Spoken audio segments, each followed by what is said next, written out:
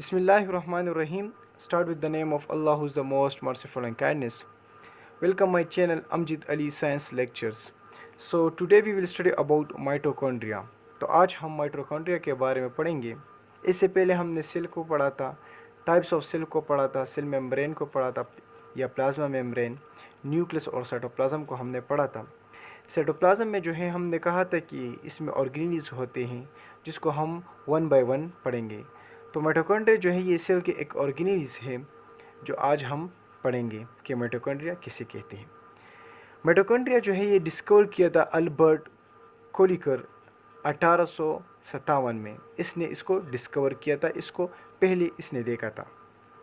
अब माइटोकॉन्ड्रिया जो है ये पार्ट होता है एक सेल का, साइटोप्लाज्म का एक ऑर्गेनेल्स होता है और इसका फंक्शन ये है, इसको हम माइटोकॉन्ड्रिया को हम the powerhouse of cell भी कहते हैं. Powerhouse of the cell इसको इसलिए कहते हैं कि ये एनर्जी पैदा करती हैं और सेल को जो है ये एनर्जी देते हैं. ये ख़ुद एनर्जी पैदा करके ख़ुद को भी इसको एनर्जी चाहिए, ये ख़ुद को एनर्जी भी प्रोवाइड करते हैं और सेल को भी ये प्रोवाइड करते हैं. तो इसलिए इसको the powerhouse of the cell कहते हैं. ये क्या करता है, ये generate most of chemical energy needed to power the cells. तो ये जनरेट करता है किस चीज़ को, एनर्जी को, और वो सेल को प्रोवाइड करते हैं. Chemical energy produce by mitochondria in store in a small molecules ATP.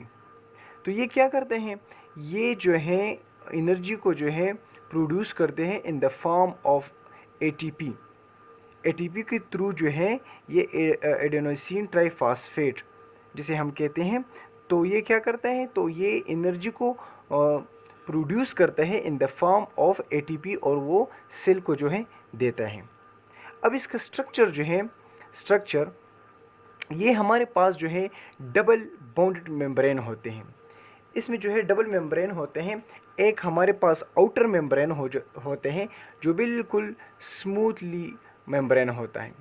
इसके अंदर एक इनर मेम्ब्रेन होता है जो मैंने ड्राई किया हुआ है और उसके अंदर जो है हमारे पास यहाँ पे डीएनए और राइबोसोम प्रेजेंट होता है. और इसमें जो है ये जगह इसे हम क्रिस्टाई कहते हैं और अंदर के जो जगह होते हैं हमें इसको मैट्रिक्स कहते हैं. तो इसका काम ये है कि ये एनर्जी को पैदा करती हैं और सेल को जो है ये एनर्जी प्रोवाइड करती हैं. तो ये जो है आज का टॉपिक था माइटोकॉन्ड्रिया. इंशाअल्लाह इसके बाद हम फिर दूसरी ऑर्गेनेल्स को पढ़ेंगे. Thank you so much.